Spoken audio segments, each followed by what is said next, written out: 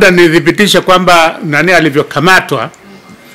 Alinipigia simu alipokuwa chini ya ulinzi wa polisi. Walimpa nafasi anipigie simu kwamba wamemkamata huko Mbinga, na nikawa nimemuuliza wamekueleza makosa ambayo utakuwa umeyafanya. Nilimuuliza, je, umemkamata kwa sababu ulitoa kauli, umetoa nini hotuba ambayo ilimtaja Oscar Kambona ambaye kwao ni huko Mbinga, au ni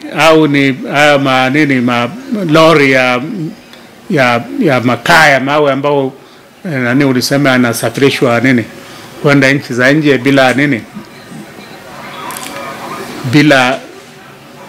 bila umma kufahamu.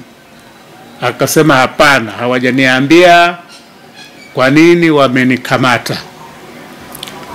Kwa hiyo tulimalizia hapo. Okay. Na hawakusema wanampeleka Dar es Salaam. Hakusema kwamba watampeleka Dar es Salaam. Alisema tu kwamba watampeleka Songea. Watampeleka kituo cha polisi Songea. Kwa hivyo ninachoweza kusema ndicho hicho. Okay, kwamba kama ni communication, kama ni mawasiliano, alifanya hayo mawasiliano mara baada ya kuwa wamemkamata. Angalau hilo walifanya.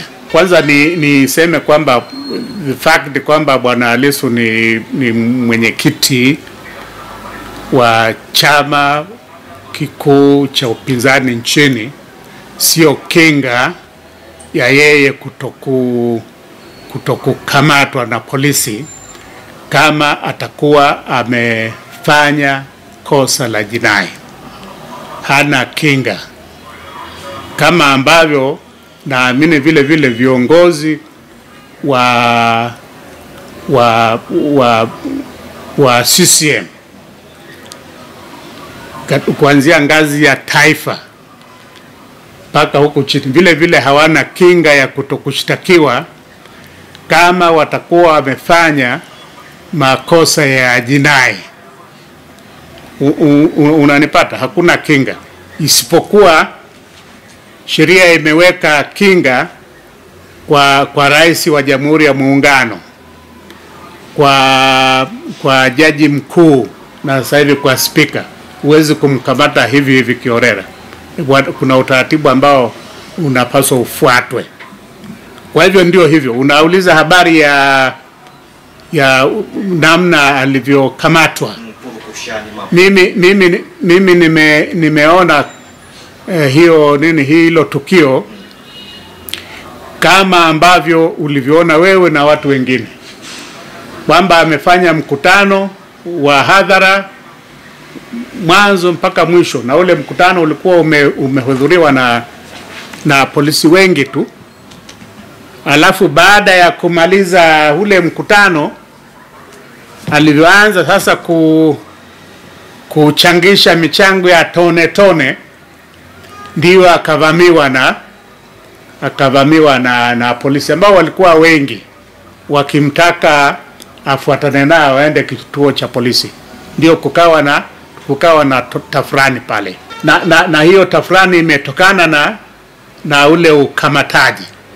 Inaonekana wale wananchi walikuwa wamesikiliza huo mkutano, hawakuridhika na namna ambayo kiongozi huyo alikuwa amekamatwa. Kwa hiyo kukawa na tafrani, mabomu wakatawanywa kwa jumla, wakatawanywa kwa mabomu.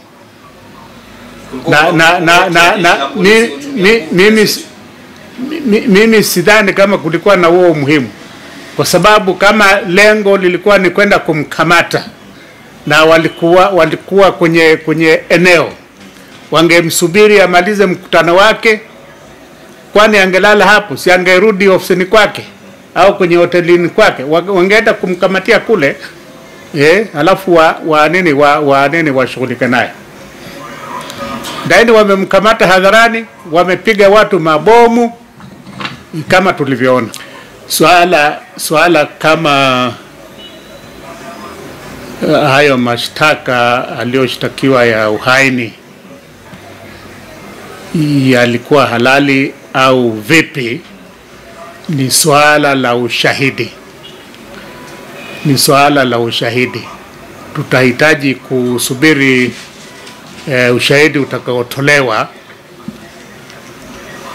na upande wa polisi, kama kulikuwa na sababu ya kumkamata na kesi ya uhaini kama walivyofanya.